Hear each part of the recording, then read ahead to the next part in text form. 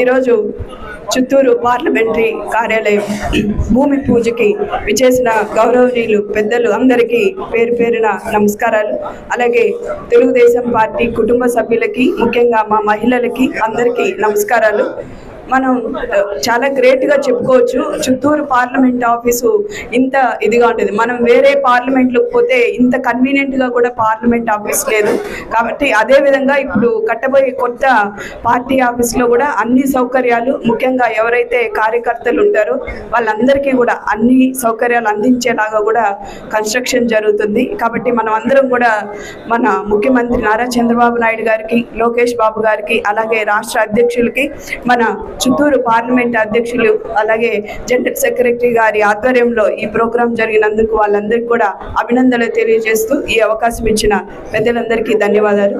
Thank you అండి. జై హింద్, జై చంద్రబాబు నాయుడు.